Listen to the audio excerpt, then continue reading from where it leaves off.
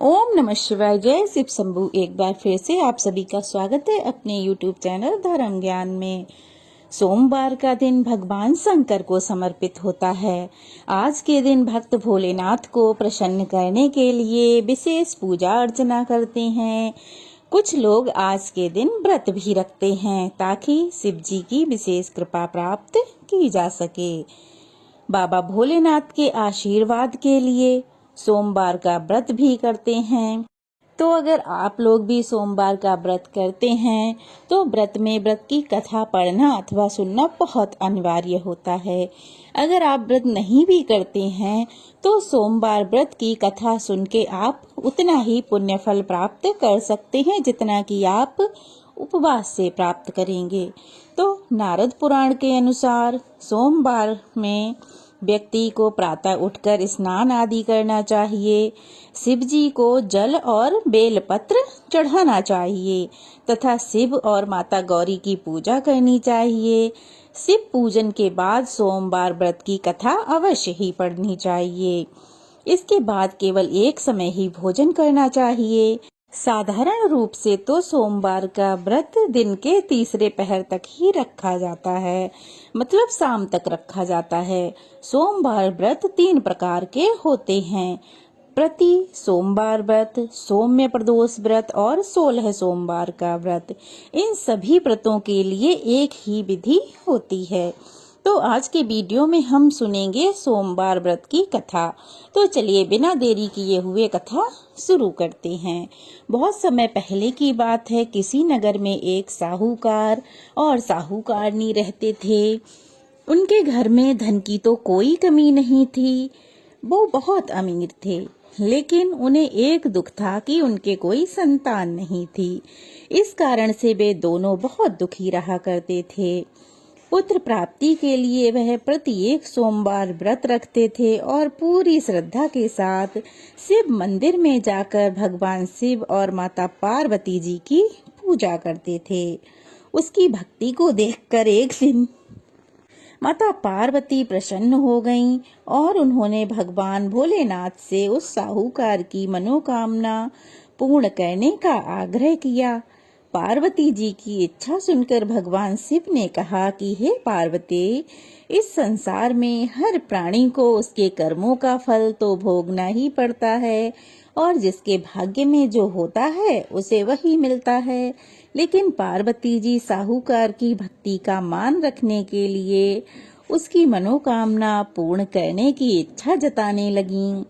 माता पार्वती के आग्रह करने पर शिवजी ने साहूकार को पुत्र प्राप्ति का वरदान तो दे दिया, लेकिन साथ ही यह भी कहा कि उसके बालक की आयु केवल 12 बरस ही होगी। अब माता पार्वती और भगवान शिव की यह सारी बातचीत वो साहूकार सुन रहा था। उसे ना तो इस बात से कोई खुशी हुई और ना ही कोई दुख हुआ, बल्कि वह पहले की भांति ही शिव जी की पूजा करता रहा। अब कुछ समय बीता। कुछ समय के बाद साहूकार के घर में एक पुत्र का जन्म हुआ। जब वह बालक 11 वर्ष का हुआ तो उसे पढ़ने के लिए काशी भेज दिया गया। साहूकार ने पुत्र के मामा को बुलाकर बहुत सारा धन दिया और कहा कि तुम बालक को लेकर विद्या अध्ययन के लिए काशी ले जाओ और मार्ग में यज्ञ कराते हुए जाना।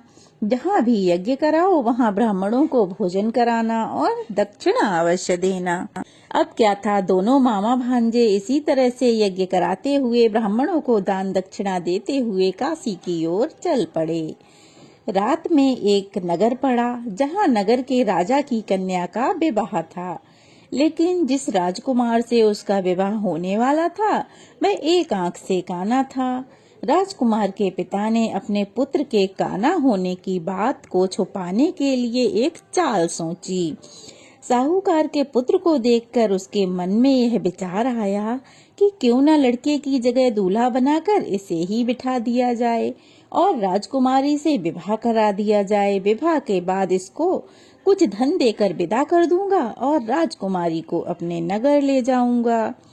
अब लड़के को दूल्हे के वस्त्र पहनाकर राजकुमारी से विवाह करा दिया गया। लेकिन साहूकार का पुत्र तो बहुत ईमानदार था, उसे यह बात न्याय संगत नहीं लगी।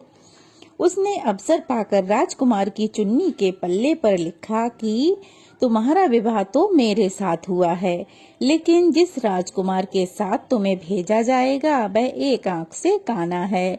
मैं तो काशी पढ़ने के लिए जा रहा हूँ। जब राजकुमारी ने चुन्नी पर लिखी बात पढ़ी तो उसने अपने माता पिता को यह बात बताई। राजा ने अपनी पुत्री को विदा नहीं किया, विदा करने से मना कर दिया और बारात वापस चली गई। दूसरी ओर साहूकार का लड़का और उसका मामा काशी पहुंच गए और वहां पहुंचकर उन्होंने यज्ञ किया। जिस दिन लड़के की आयु 12 साल की हुई उस दिन यज्ञ रखा गया। लड़के ने अपने मामा से कहा कि मामा, मेरी तबीयत कुछ ठीक नहीं है। मामा ने कहा कि तुम अंदर जाकर सो जाओ। अब लड़का अंदर जाकर सो गया। शिवजी के वरदान के अनुसार कुछ ही देर में उस बालक के प्राण निकल गए। अब तो मृत भांजे को देखकर उसके मामा ने रोना बिलखना प्रारंभ कर दिया। संयोग बस उसी समय शिवजी और माता पार्वती उधर से होकर ही गुजर रहे थे। अब माता पार्वती ने भगवान से कहा, स्वामी, मुझे किसी के रोने का स्वर सुनाई दे रहा है जो मुझसे सहन नहीं हो रहा है। आप इस व्यक्ति के कष्ट को दूर करिए। जब शिवजी मृत बालक के समीप गए तो वह बोले कि यह तो उसी साहूकार का पुत्र है जिसे मैंने 12 वर्ष की आयु का वरदान दिया था।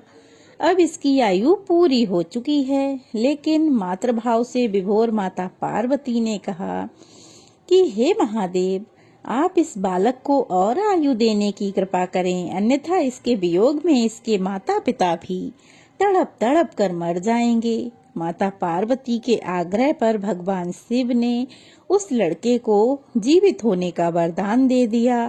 अब शिवजी की कृपा से वह लड़का जीवित हो गया। शिक्षा समाप्त करके लड़का अपने मामा के साथ अपने नगर की ओर चल दिया। दोनों चलते हुए उसी नगर में पहुंचे जहां उस लड़के का विवाह हुआ था। उस नगर में भी उन्होंने यज्ञ का आयोजन किया। उस लड़के के ससुर ने उसे पहचान लिया और महल में ले जाकर उसकी खूब खातिरदारी की और अपनी पुत्री को उस राजकुमार के साथ यानी कि साहूकार के बेटे के साथ विदा कर दिया। इधर क्या हुआ कि साहूकार और उसकी पत्नी भूखे प्यासे रहकर अपने बेटे की प्रतीक्षा कर रहे थे। उन्होंने प्रण कर रखा था कि यदि अपने बेटे की मृत्यु का समाचार सुनेंगे तो वह भी प्राण त्याग देंगे, परंतु अपने बेटे के जीवित होने का समाचार पाकर वे दोनों बहुत प्रसन्न हुए। और उसी रात भगवान शिव ने व्यापारी को स्वप्न में आकर कहा, हे श्रेष्ठी, मैंने तेरे सोमवार के व्रत करने और व्रत कथा सुनने से प्रसन्न होकर तेरे पुत्र की आयु लंबी कर दी है। इसी प्रकार जो भी सोमवार की व्रत कथा सुनेगा, सोमवार का व्रत रखेगा, भोलेनाथ की कृपा से उसके सभी दुख दूर हो जाएंगे और उसकी संतान की आयु लंबी होगी। निसंतान दंपतियों को संतान की प्राप्ति होगी और घर में जो कोई भी ग्रह कलेश होगा वह सब भोलेनाथ की कृपा से शांत हो जाएगा। तो यह थी सोमवार व्रत कथा। कैसी लगी कमेंट बॉक्स में जरूर बताइएगा। अच्छी लगी हो तो वीडियो को लाइक करके शेयर कीजिएगा, ढेर सारे कमेंट्स कीजिएगा और अगर नए हैं तो प्लीज चैनल को सब्सक्राइब कीजिएगा। जय भोलेनाथ, जय शिव शंभू, ओम नमः शिवाय।